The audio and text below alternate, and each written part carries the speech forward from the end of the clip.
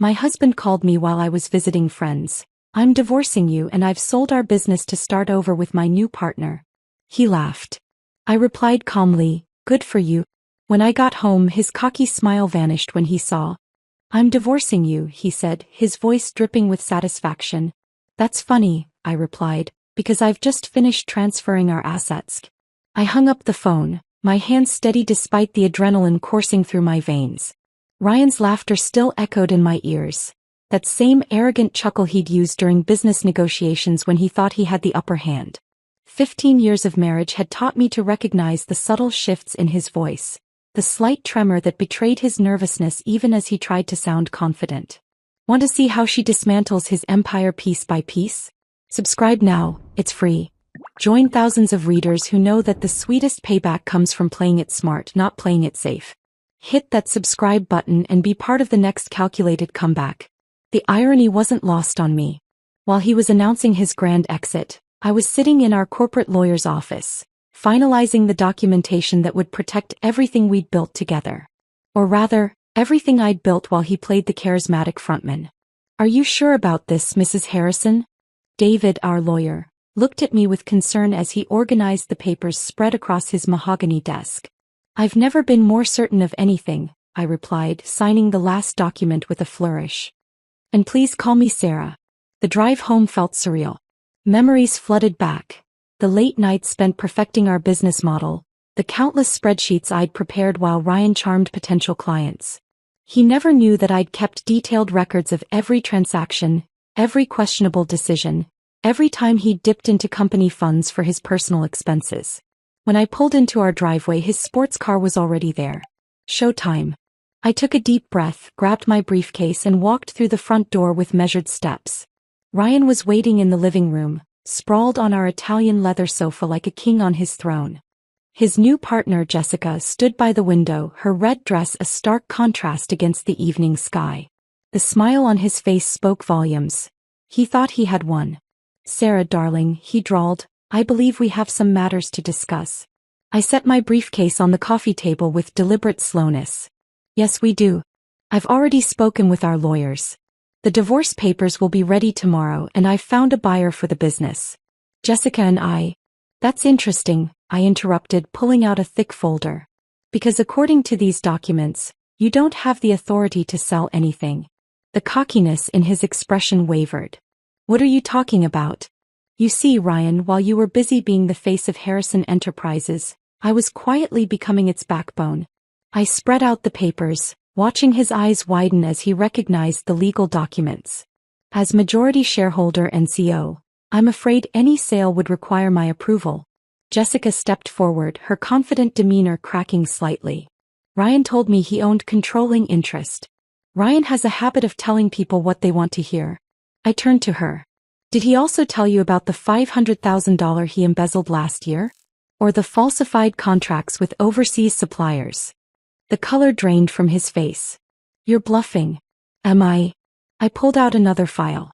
The SEC would be very interested in these transactions. As with the IRS. Jessica's eyes darted between us, her earlier smugness replaced by growing panic. Ryan, what is she talking about? Nothing, he snapped, but his voice had lost its edge. She's making things up. I smiled, the kind of smile I'd learned from him. All teeth and no warmth. The board meeting tomorrow morning should be interesting. I've prepared a detailed presentation about the company's financial irregularities. You wouldn't dare, he hissed. You'd be destroying everything we built. No, Ryan. I'm protecting what I built while you were busy planning your exit strategy. I turned to Jessica. By the way, how much did he promise you from the company sale? She stepped back, grabbing her purse. I need to make some calls. As she hurried out, the sound of her heels clicking against the hardwood floors echoed through the sudden silence. Ryan sat there, deflated, the reality of his situation finally sinking in. I'll leave you to process this, I said, gathering my documents. Oh, and don't bother coming to the office tomorrow. Your access has been revoked and security has been notified. I walked toward the stairs, pausing at the bottom step. You know what the funny thing is, Ryan? If you had just asked for a divorce, I would have given you a fair settlement. But you got greedy. You thought you could take everything and leave me with nothing. He looked up and for a moment, I saw a glimpse of the man I'd married, vulnerable, uncertain. But it was too late for that. The divorce papers will be ready next week, I continued. My terms. And don't worry about the business. I'll make sure it thrives. After all, I've been running it all along. As I climbed the stairs to pack my things, I felt lighter than I had in years. Tomorrow would bring its own challenges. Damage control, PR statements, reassuring investors. But for now, I savored the satisfaction of knowing that sometimes, the best revenge isn't about destroying everything. Sometimes it's about finally claiming what was yours all along. I heard the front door slam as Ryan left and I smiled. He always did have a flair for dramatic exits. But this time I was the one writing the ending. The morning after Ryan's dramatic exit, I was back in my element at the World Cybersecurity Conference in San Francisco. My phone buzzed incessantly with messages from concerned colleagues who'd heard rumors about Harrison Enterprises' impending sale. If only they knew. Sarah Harrison? A familiar voice called out as I navigated through the conference hall. It was Marcus Chin, my old colleague from the FBI's cybercrime division. I wasn't expecting to see you here, given the circumstances. I smiled, adjusting my conference badge. The circumstances are precisely why I'm here, Marcus.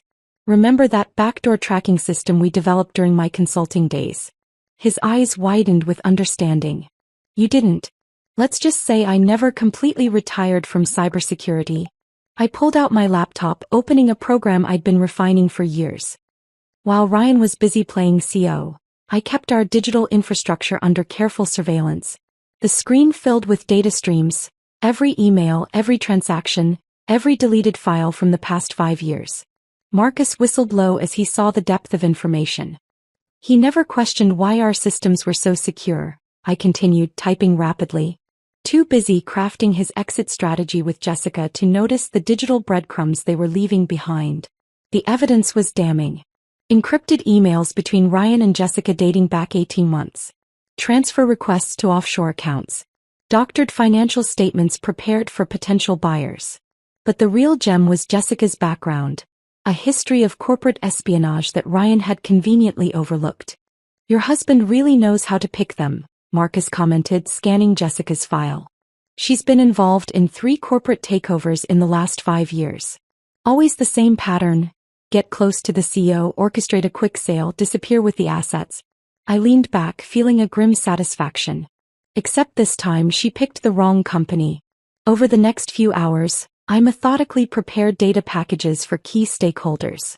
The board members received detailed reports of Ryan's financial manipulations. Our major clients got notifications about attempted unauthorized transfers. The SEC received an anonymous tip about suspicious trading patterns. By evening, my phone was ringing non-stop. Ryan's carefully constructed house of cards was collapsing. His new ventures investors were pulling out, spooked by the sudden flood of red flags in their due diligence reports. Jessica had vanished, probably on to her next target, leaving Ryan to face the music alone. Mrs. Harrison? My assistant's voice crackled through the phone. Mr. Davidson from the board is requesting an emergency meeting. And the SEC has sent investigators to the office. Perfect timing, I replied, packing up my equipment. Tell them I'll be there in an hour. As I drove back to the office, I couldn't help but appreciate the irony. Ryan had always dismissed my excessive focus on cybersecurity as paranoia.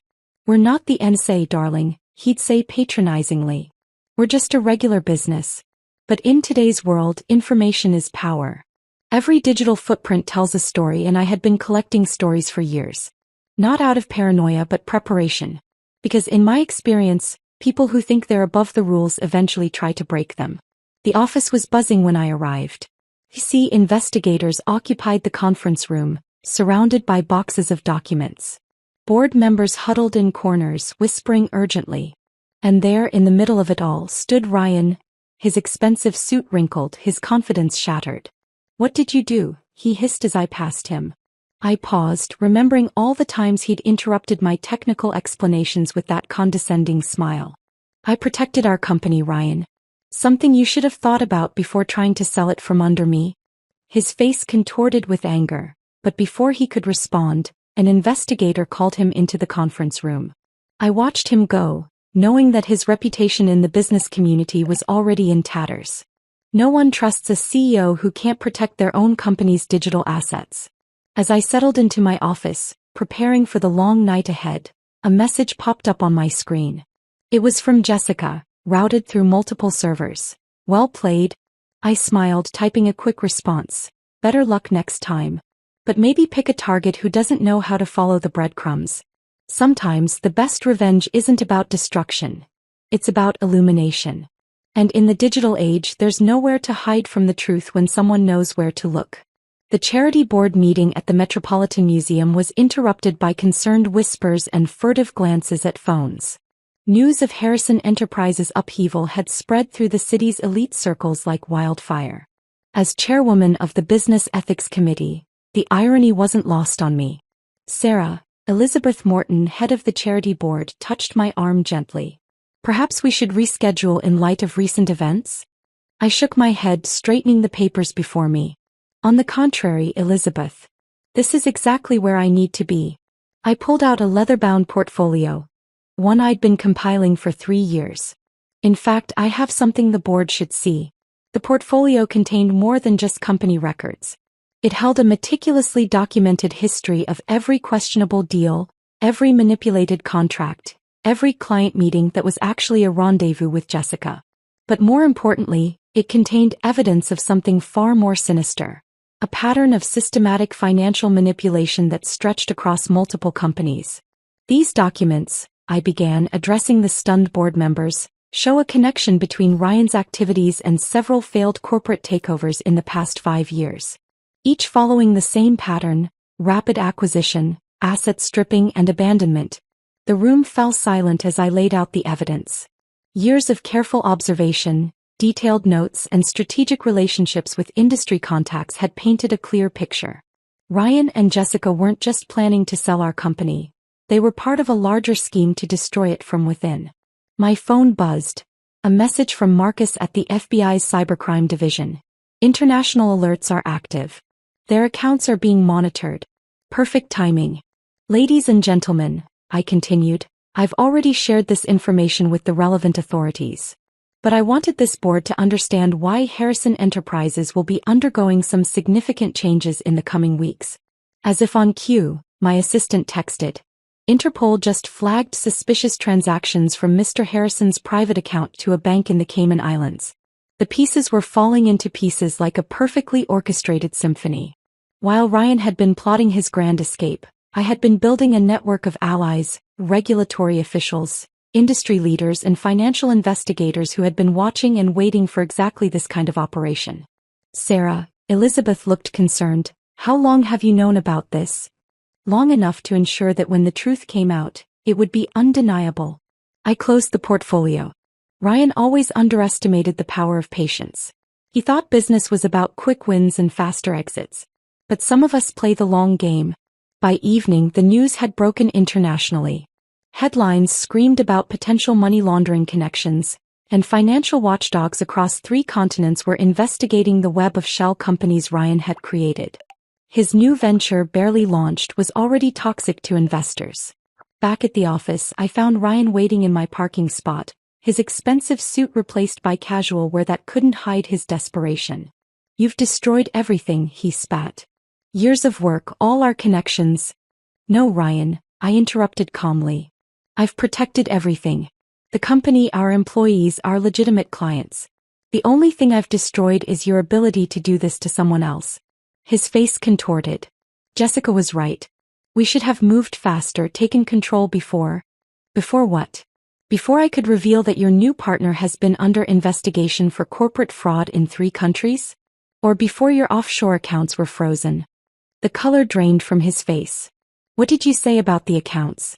I checked my watch. Oh, that should be happening right about now. Interpol doesn't mess around with international financial crimes. As if to confirm my words, his phone began ringing. From his expression, I knew it wasn't good news. He answered, walking away quickly, his free hand running through his hair in that nervous gesture I knew so well. I watched him go, feeling not triumph but a kind of sad satisfaction. The long game wasn't about revenge. It was about justice. About ensuring that patterns of destruction couldn't continue unchecked. My phone buzzed again. SEC wants to meet tomorrow. They're impressed with the documentation. I smiled, heading into the building. Tomorrow would bring new challenges, but for now I had a company to rebuild and a legacy to protect. After all, the longest game of all is the one where everybody wins, except those who tried to cheat the system. The next morning found me in Zurich. The crisp Swiss air a stark contrast to the heated chaos back home. While Ryan was dealing with Interpol, I had a different meeting, one that would unravel the last threads of his carefully woven deception. Hans Weber, my contact at the International Financial Commission, greeted me with characteristic Swiss precision. "Mrs. Harrison, your timing is impeccable. The accounts you flagged have shown significant activity in the past 24 hours. I spread my laptop open on his immaculate desk, pulling up the forensic accounting software I'd developed during my years of quiet observation. "They're panicking, Hans. Watch this." Together we traced the digital breadcrumbs through a maze of shell companies. Ryan had been clever, but not clever enough. His fatal flaw was assuming that no one would look beyond the surface, that no one would connect the dots between seemingly unrelated transactions. Here, I pointed to a cluster of transfers. Every third Friday, exactly 2.3% of our company's gross profits would vanish into what looked like operational costs. "But follow the money." Hans leaned forward, adjusting his wire-rimmed glasses. "It goes through 7 different entities before landing in." "Ah, very clever. A series of cryptocurrency wallets. And from there," I continued, typing rapidly, "into these offshore accounts. Each registered to companies that don't technically exist." The screen filled with transaction records, a digital map of betrayal that stretched across continents. Ryan hadn't just been planning to sell our company. He'd been systematically draining it for years, building a secret fortune that he thought no one would ever find. My phone buzzed, a message from Marcus at the FBI. "Global asset freeze initiated. All identified accounts locked." I allowed myself a small smile. "Now Hans, watch what happens when we trigger the regulatory alerts." With a few keystrokes, I sent the compiled evidence to financial authorities in 12 countries simultaneously. The reaction was immediate. Warning flags popped up across the banking network as algorithms detected the patterns we'd uncovered. "Mrs. Harrison," Hans said slowly, "this is comprehensive. You've been planning this for quite some time." "Since the day I noticed the first discrepancy," I admitted. Ryan thought his background in traditional banking made him untraceable. He never understood that in today's world, every digital transaction leaves a fingerprint. My phone rang. It was Jessica, of all people. I put it on speaker. "You knew," she said without preamble. "You knew all along about the accounts in Geneva, and Malta, and Singapore, and those clever little trusts in the Caymans." Kept my voice level. "Tell Ryan his crypto wallets aren't as anonymous as he thought." She laughed, a hollow sound. "He can't tell me anything right now. He's in a meeting with federal investigators." "How unfortunate." I glanced at Hans, who was already making notes. "You might want to schedule a similar meeting. Your trading patterns over the last 18 months have raised some interesting questions." The line went dead. Hans raised an eyebrow. "She'll run." "Let her," I replied, closing my laptop. "Every account she touches, every transaction she makes, will only strengthen our case." By evening, the financial world was buzzing with the news.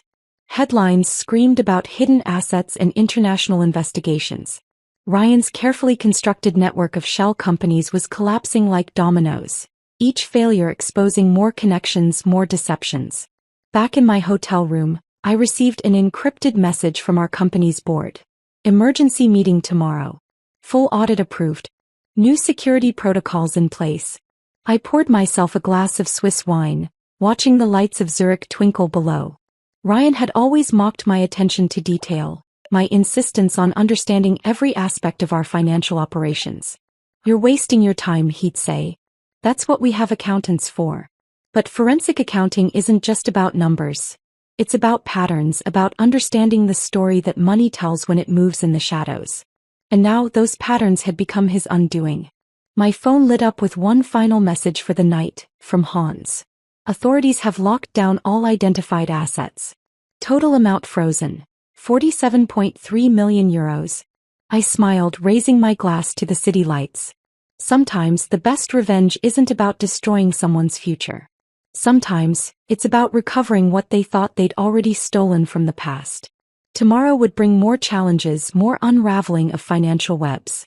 But for now, I savored the knowledge that in the world of hidden assets, nothing stays buried forever. Especially when someone knows exactly where to dig. The morning sun was just breaking over Zurich's skyline when my phone erupted with urgent messages. Our biggest client, Maxwell Industries, was calling an emergency meeting. Perfect timing. I was already on my way to the airport. Sarah, have you seen the news? Maxwell's CEO Victoria Chin greeted me as I walked into their Manhattan headquarters 6 hours later. The jet lag was worth it just to see her expression. About Ryan's frozen assets? Or about Jessica's disappearance? I settled into the conference room chair, noting the presence of several other major clients around the table. This wasn't just a meeting, it was a statement. Victoria's lips curved into a knowing smile. About the fact that Harrison Enterprises was never actually for sale. Despite what certain parties have been claiming. I pulled out my tablet, bringing up our client portfolio. That's actually why I wanted to meet with all of you today. Ryan wasn't just planning to sell the company. He was actively undermining our client relationships. The room fell silent as I displayed emails showing Ryan's attempts to poach our top clients for his new venture. Proposals with inflated numbers, promises he could never keep, and worst of all, manipulated data about our company's performance. He approached me last week. James Morrison, our second largest client, spoke up. The numbers seemed too good to be true. Now I know why. Because they were fabricated, I confirmed, swiping to the next screen. But here are our actual performance metrics for the past 5 years. Notice the difference. Victoria leaned forward, eyes sharp. Your real numbers are actually better than what he was showing. Ryan always believed in underselling and over-delivering to himself. I couldn't keep the edge from my voice. He was planning to take our client list to his new venture, promising impossible returns based on manipulated data. The meeting continued for hours as we went through every contract, every project, every deliverable. By the end, not only had we retained our entire client base, but several had committed to expanding their contracts. Sarah, Victoria pulled me aside as the others filed out. We never trusted Ryan. We trusted you. The company's success? That was all you. My phone buzzed. Another message from the authorities. Mr. Harrison spotted attempting to access frozen accounts in Singapore. Local authorities notified. I smiled grimly. Would you believe me if I said I knew this day would come? That's why every client contract had a secret clause. One that Ryan never bothered to read. Victoria's eyes widened. The loyalty provision? In the event of any attempted unauthorized transfer of client relationships, all contracts automatically renew with the original company leadership. I gathered my papers. Ryan thought he was stealing our client list. He didn't realize our clients had already chosen their side. Back at the office, the exodus had begun. Ryan's supporters, the few who remained, were clearing out their desks. The ones who stayed were the ones who'd known all along who really ran things. My assistant handed me a note. Mr. Harrison tried to access the client database. All attempts blocked. I walked through the office, stopping at each department, reassuring teams and outlining our path forward. The fear in their eyes was replaced by determination. This wasn't just a company, it was a community he'd tried to destroy. Mrs. Harrison? A young analyst caught up with me. The clients are asking about the innovation pipeline you mentioned. They want to know if we're still on track. I smiled, remembering all the projects Ryan had dismissed as unnecessary expenses. Tell them Phase 1 launches next week. Right on schedule. As the day wound down, I received one final message, from Jessica, routed through an anonymous server. You never needed him, did you? No, I typed back. But he needed our clients. Good luck finding new ones with your reputation. Looking out over the city skyline from my office, I felt a weight lift. The client list hadn't just been names in a database. It was a network of relationships built on trust, competence, and genuine value. Something Ryan never understood. Tomorrow would bring new challenges, new opportunities, and new growth. But for now, I savored the knowledge that in business as in life, loyalty can't be bought or stolen. It has to be earned, one relationship at a time. And that was something Ryan could never take away. As the city lights began to twinkle in the evening sky, I found myself back in the company's legal archives. a place Ryan had mockingly called my second home. If only he'd known how right he was. The call from the forensic auditors came just as I was pulling out the last 5 years of quarterly reports. Mrs. Harrison, we found something concerning in the 2023 filings. Let me guess, I said, spreading documents across the archive room's massive oak table. The discrepancies start on page 47 of each report? There was a pause on the line. How did you? Because that's where Ryan always got sloppy. I pulled out my own set of records. The real ones, meticulously maintained and notarized. He never thought anyone would read that far into the financial statements. The beauty of paper trails is their permanence. While Ryan had been busy manipulating digital records, I'd been quietly documenting everything the old-fashioned way. Every falsified report had its genuine counterpart, every doctored tax form its authentic twin. My phone lit up with a message from our tax attorney. IRS Special Investigation Unit wants to meet tomorrow. They're particularly interested in the offshore consulting fees. I smiled, remembering Ryan's creative accounting. He'd called them strategic international partnerships, shell companies that existed only on paper, billing millions for services never rendered. Send me everything you've found, the auditor was saying. The SEC is particularly interested in the pattern of tax evasion, I finished, combined with systematic falsification of corporate records. I'm sending you files now that show exactly how he did it. The evidence was damning. Years of fraudulent tax returns, fabricated business expenses, and hidden income streams, all documented in perfect detail. Ryan had been so focused on covering his digital tracks that he'd forgotten about the paper ones. My assistant knocked on the archive door. Mrs. Harrison? The regulatory compliance team is here. And Mr. Harrison's lawyer called. Let me guess, they want to negotiate? She nodded. They're offering to withdraw all claims to the company in exchange for? No deals, I interrupted, pulling out another stack of documents. Send these to the SEC immediately. Priority courier. These weren't just any papers. They were the smoking gun. Every fraudulent transaction had left a trace. Every false statement a contradiction. Ryan's new partner's criminal history was there too, buried in regulatory filings from 3 different countries. My phone buzzed again. Marcus from the FBI.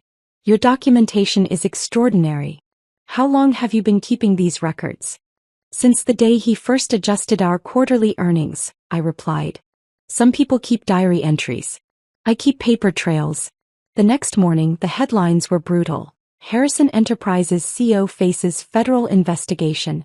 Tax fraud scheme exposed. Corporate records reveal years of deception. Ryan's lawyer was waiting in my office, looking considerably less confident than usual. Mrs. Harrison, my client is willing to. I held up my hand, sliding a thick folder across the desk. These are the original documents showing systematic tax evasion over the past 5 years. The authorities already have copies. His face paled as he flipped through the pages. This would mean federal charges? Yes. But that's not my concern anymore. I stood, gathering my things for the SEC meeting. Your client made his choices. Now he can face the consequences. As I left for the federal building, my phone lit up one last time. A message from Jessica, probably from somewhere beyond extradition. I should have checked the paper records. Yes, I typed back. You should have. The SEC investigators were thorough, professional, and clearly impressed by the documentation I'd maintained. Every question they asked, I had the paper to back up my answers. Every allegation they raised, I had the evidence to support. By evening, the wheels of justice were turning at full speed. Ryan's assets were frozen, his passport flagged, his empire crumbling under the weight of his own deceptions. Back in the archive room, I ran my hand over the rows of filed documents. Ryan had always laughed at my insistence on keeping paper records in a digital age. Nobody does that anymore, he'd say. But paper doesn't lie. It doesn't crash, doesn't get hacked, doesn't disappear with a click. And most importantly, it tells stories of greed, of deception, and ultimately of justice. Tomorrow would bring more investigations, more revelations, more consequences. But for now, I took comfort in knowing that sometimes, the most powerful weapon isn't revenge. It's simply the truth, preserved one page at a time. While the SEC was combing through our paper trail, I found myself at the annual Global Business Summit, an event Ryan had always dominated with his charisma. This year, however, the whispers that followed me through the convention center had a different tone. Sarah Harrison, Bernard Walsh, CEO of our largest competitor, intercepted me by the keynote stage. I believe we have some matters to discuss. I checked my phone. Another update from the authorities about Ryan's failed attempts to access frozen accounts. Indeed we do, Bernard. Particularly about those merger talks Ryan initiated last month. His eyebrows shot up. How did you know about the confidential meetings? I led him to a quiet corner. The same way I know about the falsified projections he showed you. Tell me, did the number seem a bit too perfect? Bernard's expression shifted from surprise to understanding. We thought something was off. The growth predictions, the market share calculations, all fabricated, I confirmed, pulling up the real data on my tablet. But here's what's interesting. While Ryan was trying to orchestrate a hostile takeover through you, he was feeding similar false information to every major player in the industry. The summit became my war room. One by one, I met with industry leaders, sharing the truth behind Ryan's elaborate scheme. He hadn't just planned to sell our company, he'd been playing the entire industry against itself, creating a bidding war based on lies. My phone buzzed. A message from Victoria Chen. Market analysts are starting to connect the dots. Ryan's new venture stock is in free fall. Perfect timing. I had just finished briefing the Industry Ethics Committee when the news broke. Market manipulation scheme exposed. Multiple companies targeted. Sarah, Bernard caught up with me again as I was leaving the main hall. The industry coalition wants to issue a joint statement. We need to present a united front. I smiled, remembering all the times Ryan had dismissed industry cooperation as weakness. Send me the draft. And Bernard? Check your merger documentation. Page 23 might interest you. Back at my hotel room, the pieces were falling into place. Industry support was crystallizing, not around Ryan's promises of quick profits, but around the truth, and the need to protect the market from similar schemes. My assistant's message flashed on screen. Competitors are withdrawing from all negotiations initiated by Mr. Harrison. His new venture's funding is collapsing. I opened my laptop, connecting to a secure video call with our board. The screen filled with familiar faces, all wearing expressions of grim satisfaction. The industry response has been unanimous, I reported. Every major player has agreed to share information about Ryan's approaches. The pattern is clear. He was setting up a massive market manipulation play. And Jessica, one board member asked. Currently being investigated by market regulators in 3 countries. I pulled up her file. Turns out, this wasn't her first attempt at industry-wide manipulation. The strategy was working perfectly. By exposing Ryan's schemes to the industry as a whole, we weren't just protecting our company, we were inoculating the entire market against his tactics. A final message came through as the day ended, from Ryan himself. You've turned everyone against me. No, I typed back. You did that yourself. I just showed them the truth. Looking out over the city from my hotel balcony, I reflected on how Ryan had never understood the real strength of business relationships.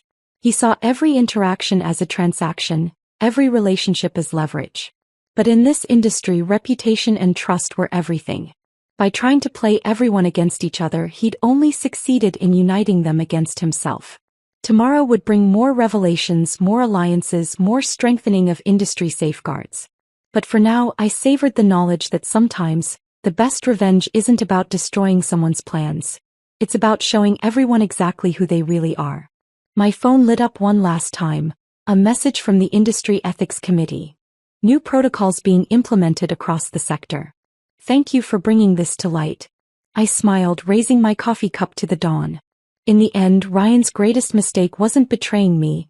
It was underestimating the power of industry solidarity. And that was a mistake he would never have the chance to make again. Dawn had barely broken over the city when I stepped into the SEC's Manhattan office. The timing couldn't have been more perfect. While Ryan was dealing with the industry fallout, I was about to unleash the final phase of his undoing. Mrs. Harrison, Agent Thompson greeted me, leading me through security. We've reviewed the preliminary evidence you provided. It's extensive. I placed my briefcase on the conference room table, extracting a series of encrypted drives. What you've seen is just the surface. These contain 5 years of documented corporate fraud, including evidence of systematic market manipulation. The room filled with federal investigators, each armed with laptops and grim expressions. As I walked them through the evidence, their expressions shifted from professional interest to stunned disbelief. He really thought he could get away with this? One investigator murmured, scrolling through transaction records. He thought nobody was watching, I corrected, pulling up another file. But I've been gathering evidence since the first red flag appeared in our books. My phone buzzed. A message from Marcus at the FBI. International Task Force assembled. Ready when you are. The timing was orchestrated perfectly. As I presented the evidence to the SEC, similar briefings were happening at regulatory agencies across 3 continents. Every fraudulent transaction, every manipulated report, every secret deal, all exposed simultaneously. This goes beyond corporate fraud, Agent Thompson said, studying a particularly damning series of documents. We're looking at potential RICO charges. I nodded, remembering all the times Ryan had dismissed compliance meetings as bureaucratic nonsense. Check the offshore accounts linked to these shell companies. You'll find connections to some interesting parties. The evidence was irrefutable. Years of witness statements, recorded conversations, and documented violations, all meticulously compiled and cross-referenced. Ryan hadn't just broken corporate laws, he'd created an entire shadow operation. My assistant's urgent message flashed on screen. Federal agents just arrived at Mr. Harrison's new office. Perfect. I pulled up the final piece of evidence, the smoking gun that would seal his fate. This is the original recording of Ryan discussing his plans with Jessica. Notice the date, 6 months before he tried to sell the company. The room fell silent as the audio played. Ryan's voice, casual and arrogant, detailed his scheme to defraud investors, manipulate markets, and escape with millions. It was the kind of evidence prosecutors dream about. Mrs. Harrison, Agent Thompson leaned forward. You understand that as a whistleblower, you're entitled to certain protections. I'm not interested in protection, I interrupted, pulling out one last file. I'm interested in justice. And these documents prove that Ryan's operation extends far beyond our company. The investigation expanded rapidly. By afternoon, news channels were running breaking stories about a major corporate fraud investigation. Ryan's name was plastered across financial networks, his empire crumbling in real time. A message from Victoria Chen lit up my phone. Just saw the news. The entire business community is in shock. I smiled grimly, watching federal agents exit the building with boxes of evidence. The shock's only beginning. Wait until they see what's in those records. Back at the office, the mood was tense but determined. Employees gathered in groups, watching the news unfold. They'd known something was wrong, but the scale of Ryan's deception was still staggering. My final task of the day was a video call with the federal prosecutor. The case is solid, she assured me. Multiple charges, multiple jurisdictions. He's not walking away from this. As night fell over the city, I received one last message, from Jessica, probably from some non-extradition country. You were recording everything, weren't you? Not everything, I replied. Just the important parts. Like the day you both planned to destroy everything we built. Looking out over the cityscape, I thought about all the nights I'd spent gathering evidence, building my case, waiting for the right moment. Ryan had always said I was too cautious, too focused on details. But sometimes the details are what matter most. Sometimes the truth just needs a voice willing to speak it. Tomorrow would bring indictments, arrests, and the beginning of a long legal process. But for now, I took satisfaction in knowing that justice doesn't always require revenge. Sometimes, it just requires courage and patience. And a willingness to stand up and blow the whistle. The morning after the federal investigation went public, I found myself at the Silicon Valley Tech Summit, surrounded by the digital elite. While Ryan was being processed by authorities, I was about to reveal the true extent of our company's technological capabilities, the ones he'd always dismissed as unnecessary expenses. Mrs. Harrison called out Aidan Zhang, CEO of Asia's largest tech conglomerate. Your blockchain analysis of the cryptocurrency transfers was brilliant. How long have you been developing that technology? I smiled, pulling up our proprietary software on my tablet. Remember that cybersecurity initiative Ryan tried to shut down 3 years ago? This is what it evolved into. The presentation screen lit up with a complex web of cryptocurrency transactions, a digital map of Ryan and Jessica's attempts to hide their stolen assets. Every transfer, every wallet, every attempt at concealment was clearly visible. The beauty of blockchain, I explained to the captivated audience, is that it never forgets. They thought cryptocurrency would make them untraceable. Instead, it created a permanent record of their crimes. My phone buzzed. A message from our dev team. New suspicious activity detected. Mr. Harrison's associates attempting to access digital wallets through proxy servers. Perfect. I switched screens showing the real-time tracking of their desperate attempts to salvage their hidden funds. Watch this, I told the assembled tech leaders. With a few keystrokes, I activated our blockchain security protocols. One by one, the digital pathways closed, the cryptocurrency wallets frozen, the escape routes sealed. It was like watching a digital news titan. Incredible, breathed Aiden. Your system isn't just tracking them, it's predicting their moves. Machine learning, I explained. Fed by years of monitoring their patterns. Ryan never understood why I insisted on maintaining our own tech division. He thought we could just outsource everything. The summit became a showcase for our technological capabilities. While Ryan had been playing with traditional finance, I'd been building a digital empire capable of tracking, tracing, and securing assets across the global digital landscape. My assistant's message flashed urgently. Their last crypto wallet just went dark. Total assets secured. $43.7 million. I nodded, turning back to the presentation. Ladies and gentlemen, what you're witnessing isn't just corporate security. It's the future of financial tracking and protection. The tech community's response was immediate and overwhelming. Partnership offers flooded in, companies eager to implement our security systems. Ryan's attempt to destroy us had instead revealed our true strength. Sarah, Aiden caught up with me after the presentation. The Asian markets are buzzing. Your company's stock is soaring. I checked the numbers on my phone, watching our market value climb. Amazing what happens when you invest in innovation instead of deception. Back in the command center we'd set up, our tech team was tracking the last desperate attempts by Ryan's associates to access their digital assets. Each attempt was met with an impenetrable wall of security protocols. My phone lit up with a message from the Federal Cybercrimes Unit. Your system just prevented a major cryptocurrency theft attempt. We need this technology. I smiled, remembering Ryan's mockery of our tech investments. Send me the details. We'll set up a secure implementation team. As evening fell, I received one final notification. A failed login attempt from what was presumably Jessica's location. Access denied. Account permanently locked. Blockchain is forever, I typed back. Every transaction, every transfer, every attempt to hide, it's all there in the ledger. Permanently. Looking out over Silicon Valley's glittering landscape, I reflected on how Ryan's greatest weakness had been his inability to embrace the digital age. He'd seen technology as a tool to be used, not a force to be mastered. Tomorrow would bring more innovations, more partnerships, more opportunities to reshape the financial technology landscape.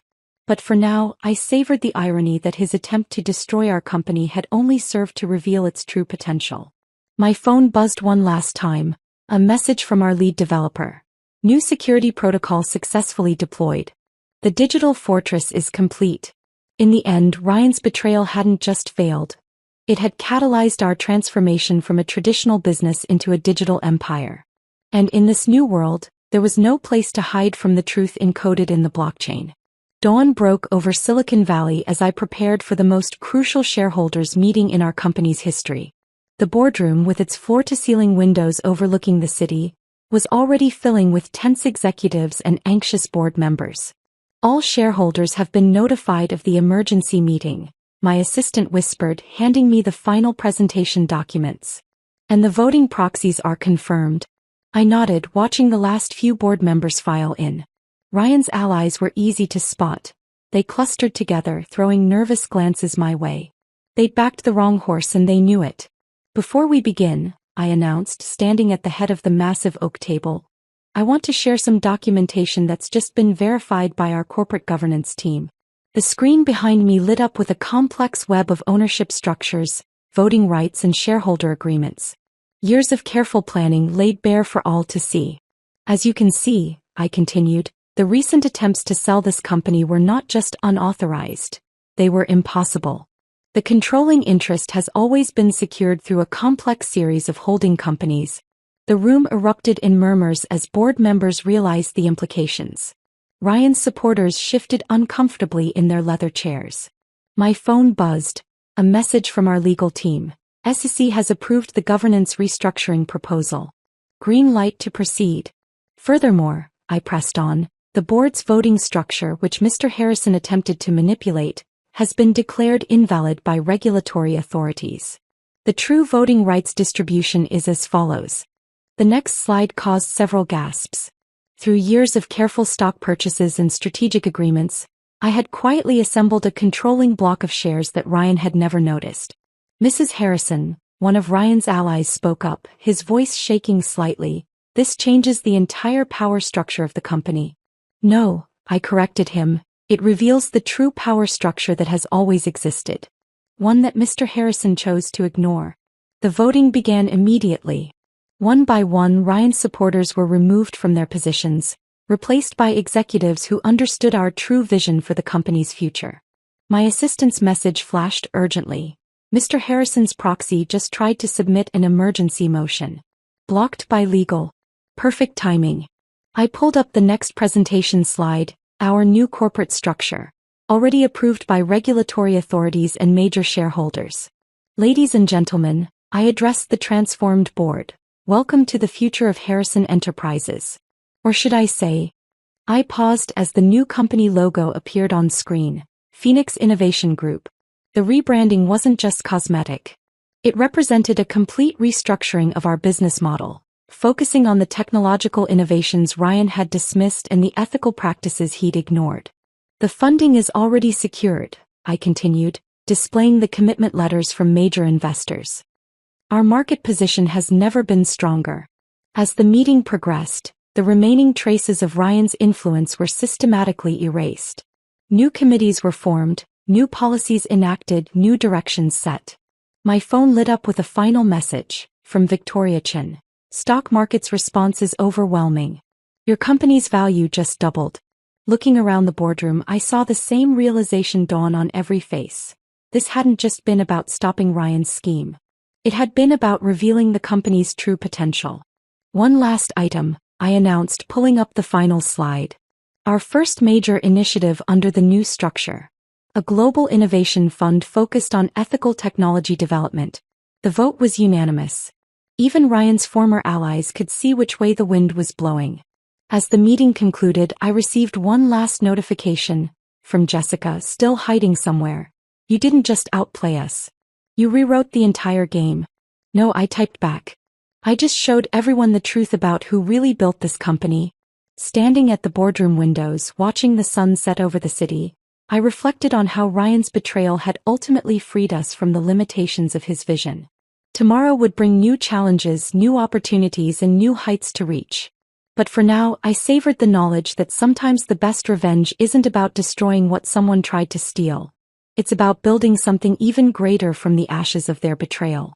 My phone buzzed one final time. The closing stock price. Phoenix Innovation Group was soaring, carrying us all toward a future that Ryan could never have imagined. And I was finally, truly in control.